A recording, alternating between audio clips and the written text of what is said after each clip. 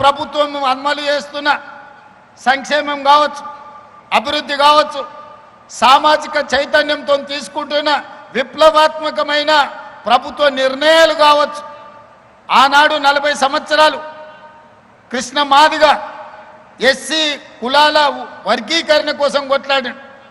మాదిగ ఉపకులాల కోసం దేశం మొత్తం పోరాటం చేశారు. 30-40 సంవత్సరాలు ఎవ్వరు అమలు చేయలే.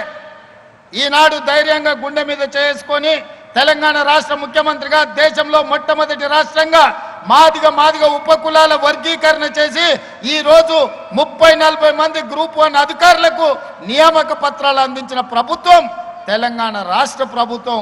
మాదిగ ఉపకులాల వర్గీకరణ చేయడం ద్వారా సమాజంలో ఉన్న సమస్యను పరిష్కరించడం. కులగణన ఈ దేశంలో గొర్రెలకు లెక్కుంది, బర్రెలకు లెక్కుంది, కోళ్ళకు లెక్కుంది, కుక్క పిల్లలకు లెక్కుంది, చాప పిల్లలకు కూడా లెక్కుంది. కానీ మా బలైన వర్గాలకు లెక్క లేదు. 100 సంవత్సరాల నుంచి ఎవరు లెక్క కట్టాలన్న ఆలోచన చేయలే. ఆలోచన చేసిన ధైర్యం చేయలేదు ఎవరు బలైన వర్గాలను లెక్కించడానికి. 1931లో బ్రిటిష్ రాజులు చేస్తే 100 ఏళ్ళ మళ్ళీ ఎవరు చేయలే. కానీ ఈనాడు మా మిత్రుడు మహేష్ కుమార్ గౌడ్ గారు, మా సోదరుడు భట్టి విక్రమార్క గారు, నేను కలిసి పొన్నం ప్రభాకర్ గారి అధ్యక్షతన ఈ దేశంలోనే మొట్టమొదటి రాష్ట్రం తెలంగాణ రాష్ట్రం జనగణన చేసి బలైన వర్గాల లెక్క తేల్చి మీరు ఎంతమంది ఉన్నారో, మీరు ఎంత భాగస్వామ్యం మీకు ఇవ్వాలో లెక్కలు తేల్చి ఈరోజు కేంద్ర ప్రభుత్వానికి సవాలు విసిరిన ప్రభుత్వం తెలంగాణ రాష్ట్రంలో ఉంది.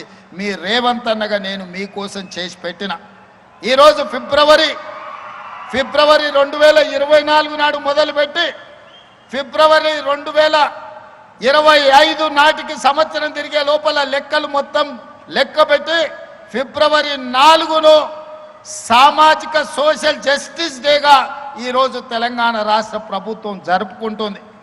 సోదరులారా, వేదిక మీద ఉన్న మిత్రులందరికీ తెలుసు, జాజుల శ్రీనివాస్ గౌడ్ గారికి చాలా వివరంగా తెలుసు ఎన్ని ఒత్తిళ్లు వచ్చినాయో.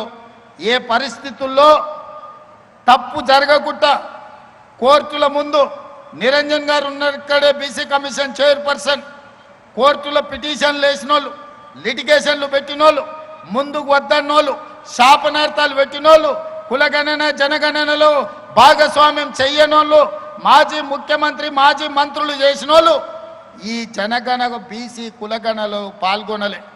వాళ్ళు లెక్కలకే రాలే. ఎందుకంటే లెక్క పెడితే వాళ్ళు ఎంతమంది ఉన్నారో తెలుస్తుంది, వాళ్ళకి ఎన్ని పదవులు ఇచ్చినారో తెలుస్తుందని లెక్కలోనే వాళ్ళు లైన్లో నిలబడలేదు. అయినా వాళ్ళు అసెంబ్లీలో వ్యతిరేకించిన చట్టపరంగా కమిషన్ నియమించి చట్టపరంగా అన్ని నిబంధనలు అమలు చేసి ఈరోజు దేశంలోనే మొట్టమొదటి రాష్ట్రంగా బలహీన వర్గాల లెక్కలు తేల్చిన రాష్ట్రం తెలంగాణ రాష్ట్రం. మనమే మొదటి రాష్ట్రం, మనమే చివరి రాష్ట్రం. ఇన్ని గొప్పలు చెప్పే ప్రధానమంత్రి గారు గుజరాత్లో కూడా చెయ్యలేదు. ఈరోజు భారతదేశ జనాభా లెక్కలు కట్టాలి అనంటే కులగణన చెయ్యక తప్పని పరిస్థితి ప్రధానమంత్రికి కల్పించడం. మా హనుమంతరావు గారు ఢిల్లీ స్థాయిలో కొట్లాడుతున్నాడు. ఢిల్లీలో ధర్నా జరిగినప్పుడు కూడా నేను అక్కడికి వెళ్ళా. వెనకటికి పెద్దోళ్ళు చెప్పారు ఏట్లేసినా లెక్కగట్టి వెయ్యాలని. మరి బలైన వర్గాలకు సంక్షేమాన్ని అందించాలన్నా, బలైన వర్గాలకు ఉద్యోగ ఉపాధి అవకాశాలు ఇవ్వాలన్నా వాళ్ళ లెక్క ఉండాలి కదా. ఆ లెక్కను జిమ్మెదారితో మన ప్రభుత్వం చేసింది, మీకోసం చేసింది, మీ భవిష్యత్తు కోసం చేసింది. భవిష్యత్ తరాల యొక్క అభ్యున్నతే మా ఆలోచన. ఇవాళ సామాజిక చైతన్యానికి అవసరమైన ప్రతి నిర్ణయాన్ని ఎస్సీ వర్గీకరణ కావచ్చు, బీసీ కులగణన కావచ్చు, ఈ రకంగా ప్రతి సమస్యను ఒకటొకటిగా పరిష్కరించుకుంటూ పోతున్నాం. మిత్రులారా, ఆనాడు ప్రభుత్వం మీరు చూసి ఉండొచ్చు. ఆనాటి ప్రభుత్వం నినాదం ఏంది? బర్రెలు గొర్రెలు పెంచుకోండి, చేపలు పట్టుకోండి, చెప్పులు గుట్టుకోండి అని చెప్పి బలహీన వర్గాలను దళితులకు కులవృత్తి చేసుకోండి అని చెప్పిండ్రు. ఆనాడు ప్రభుత్వం పెద్ద పెద్ద ప్రకటనలు ఇచ్చింది. మా మిత్రుడు శ్రీహరి ఉన్నాడు, చేపలు పట్టుకోండి అని ముదిరాజులకు మా బెస్త సోదరులకు చెప్పారు. గొర్రెలు బర్రెలు పెంచుకోండి అని మా యాదవ్ సోదరులకు చెప్పిండ్రు. మా సోదరులు మా దళిత సోదరులకు చెప్పులు కుట్టుకోమని చెప్పిండు. ఎందుకయ్యా అంటే మీరు గొర్రెలు బర్రెలు పెంచుకొని మీరు చేపలు పట్టుకొని మీరు చెప్పులు కుట్టుకుంటుంటే వాళ్ళ పిల్లలు మాత్రం రాజ్యాలు ఏలాలని వాళ్ళ ఆలోచన.